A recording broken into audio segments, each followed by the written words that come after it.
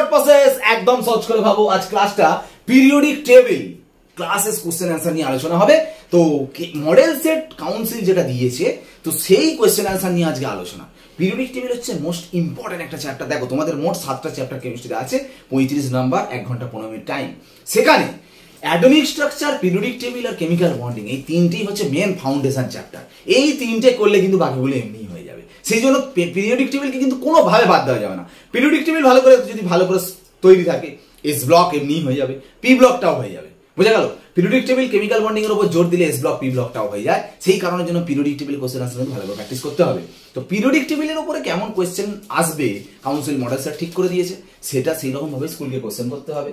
তো আমরা atomic structure নিয়ে আগের দিনের ক্লাসে আমি বলেছিলাম, সেই জন্য আমি এটা ক্রস করে দিয়েছি। দেখো শুধু পিরিয়ডিক টেবিলে দেখো 10 নম্বরের কোশ্চেনে দেওয়া আছে, আর এর পরের পেজে 11-12তে দেওয়া আছে। ঠিক আছে, এইটা নিয়ে আমি আলোচনা করবো। দেখো প্রথম কোশ্চেন, দেখো which of the following arrangement is not, এই দেখো কোশ্চেন পরীক্ষার সময় খুব তাড়াতাড়ি যখন অ্যান্সার করতে যাবে না, এই নট চোখে পড়বে না। মানে বাংলায় যেটা থাকবে হয় না, মানে বলতে চাইছি কোন ক্রমটা সঠিক নয়, নয়টা চোখে পড়ে না, সবাই সঠিক বলেছে। এটা কিন্তু খুব গুরুত্বপূর্ণ। হ্যাঁ, নট লেখানো নট লেখানো এটা কিন্তু ভালো করে দেখবে যে কোনটা সঠিক নয় বলছে। ঠিক আছে, তো প্রথম বলেছে ইনক্রিজিং আয়নিক সাইজ, এটা তো ঠিক বলেছে। যত প্লাস চার্জ বেশি হবে তত তো সাইজ ছোট, আর মাইনাস, তাই না?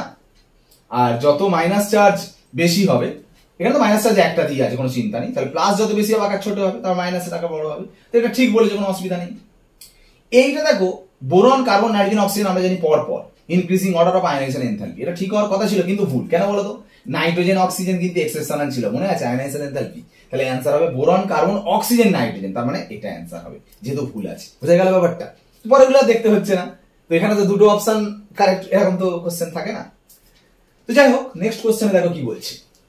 এটা কিন্তু আমি খুব সুন্দর করে বলেছিলাম, ক্লাসের ভিডিওগুলো অবশ্যই দেখবে। পিরিয়ডিক যা যা আছে সেমিস্টার সিস্টেমে প্রত্যেকটা ক্লাসের ভিডিও দেখো। আমি একটা কথা বলতে পারি, কনসেপ্ট নিয়ে যদি কোনো প্রবলেমস হয় বা 35টা কোশ্চেনের মধ্যে দেখো, তোমরা নিজেরা ফলো করো, 35টা কোশ্চেনের কাউন্সিল মডেল সেট যে দিয়েছে, আমি কিন্তু ভিডিও তার আগে বানিয়েছি।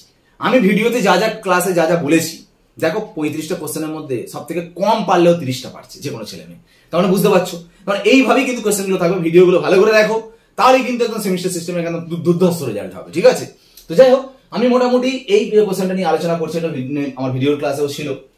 বলছে কালাম 1 কালাম 2 তে দেখো বিভিন্ন 114 মৌল, 102, এদের নামগুলো কি হয় বলছে। দেখো 114, 1 এর নাম জানো, আন, 1 এর নাম আন, আর 4 এর নাম কোয়াড। তাহলে দেখো কোথায় এখানে আছে, দেখো এই দেখো আন কোয়াডিয়াম, তাহলে এটা হবে, মানে এ এর সঙ্গে 2 হবে। তাহলে এ এর সঙ্গে 2 অপশন কোথায় আছে, দেখো এ এর সঙ্গে এটা 2 অপশন আছে, এ এর সঙ্গে এটাও 2 অপশন আছে। তার মানে হয় এ হবে, না হলে ডি হবে। তো বিটা দেখবো না, কারণ এটাও 4 আছে, এটাও 4 আছে। সিটা দেখি, দেখো 3 আছে, 1 আছে, কোনটা হবে? দেখো সি মানে 108, 8 মানে অক্ট কথাটা আসছে, অক্ট কথাটা কোথায় আছে? অক্ট কথা এই যে অক্ট আসছে, তার মানে সি এর সঙ্গে 1 হবে। সি এর সঙ্গে 1 কোনটাতে আছে? এটা সি এর সঙ্গে 3 আছে, এটা সি এর সাথে 1 আছে, তার মানে অপশন হবে ডি। বুঝলে? একটু কায়দা করে কিন্তু অ্যান্সার গুলো তোমায় করতে হবে। ঠিক আছে, এটা বুঝতে হবে তোমাকে। যখন তুমি দেখছো ফার্স্ট এইটা দেখে যখন করলে এইটা হলো, তখন 2 যেহেতু এর সঙ্গে 2 হয়েছে, তাহলে এর সঙ্গে 2 হবে অবশ্যই। তাহলে দেখলে আরেকটা এর সঙ্গে 2 আছে, তাহলে এই দুটোতে অ্যান্সার হবে না। আমি এই দুটো নিয়ে আর ভাববো না, এবার এই দুটো নিয়ে ভাববো। এবার এই দুটো নিয়ে ভাবছো যখন, তখন কেন বিটা করতে যাচ্ছ? কারণ বি এরও 4 এরও 4 সেম সেম হয়ে যাচ্ছে, আমি করতে যাবো কেন? আমি যত তাড়াতাড়ি অ্যান্সার করতে পারবো সেটাই ব্যাপার। বুঝা গেল ব্যাপারটা? তো যাই হোক, 12 দাগের কোশ্চেনটা দেখো।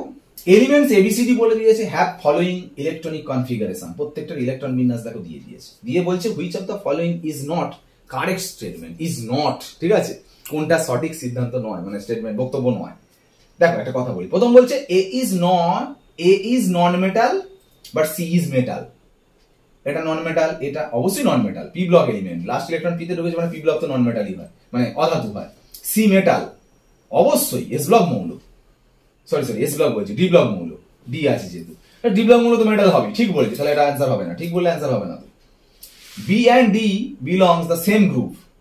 B noble gas, CH3 D এটা সবাই ভুল করে, A noble gas, A noble gas নয়, কারণ এই 1s2 এস ব্লক হলেও, মানে 1s2 মানে কে বলো? হিলিয়াম, হিলিয়ামও তো নোবেল গ্যাস, আর এরাও নোবেল গ্যাস। বুঝতে পারছো? CH3 কারণ এরা দুজনেই নোবেল গ্যাস, মানে একই গ্রুপে আছে, মানে এটাও ঠিক, এটা অ্যান্সার হবে না। বি ইজ গ্যাস, তা বি তো নোবেল গ্যাস, এমনি গ্যাস হবে, তাহলে সবই সি ঠিক। এইটা তার মানে ভুল, দেখো ভুল হবে। A and D belongs the same period, A D, A দেখো লাস্ট ইলেকট্রন সেকেন্ড সেলে আছে, আর ডি এর লাস্ট ইলেকট্রন দেখো 1 নম্বর সেলে আছে, যার সেকেন্ড সেলে আছে সে সেকেন্ড পিরিয়ডে, আর যার 1 নম্বর সেলে আছে সেটা তো ফার্স্ট পিরিয়ডে আছে। পিরিয়ড তো আলাদা, মানে পর্যায় তো আলাদা, তাহলে A D belong the same period বলছে, কারণ একটা ভুল বলেছে, ঠিক আছে, তাহলে অ্যান্সার হবে সি। ঠিক আছে, এইভাবে তোমাকে অ্যান্সার গুলো করতে হবে। ঠিক আছে, পিরিয়ডিক টেবিল মোস্ট ইম্পর্টেন্ট। দেখো আর একদম কম সময়ের মধ্যে আমরা প্রত্যেকটা চ্যাপ্টারকে টাচ করে করে চলে যেতে চাইছি, এবং যে চ্যাপ্টারের উপর কাউন্সিল মডেল সেট বা ইম্পর্টেন্ট কিছু সাজেস্টিভ কোশ্চেন আছে, যে কটা দিন আছে আমরা সেই নিয়ে আলোচনা করব। ছোট ছোট করে ভিডিওগুলো দেখো, আর কোনো চ্যাপ্টারের কনসেপশন বা কোনো কিছু প্রবলেম হলে অবশ্যই আগের ভিডিওগুলো খুলে দেখো। ঠিক আছে, আজ ক্লাস এখানে শেষ করলাম। ওকে, বাই।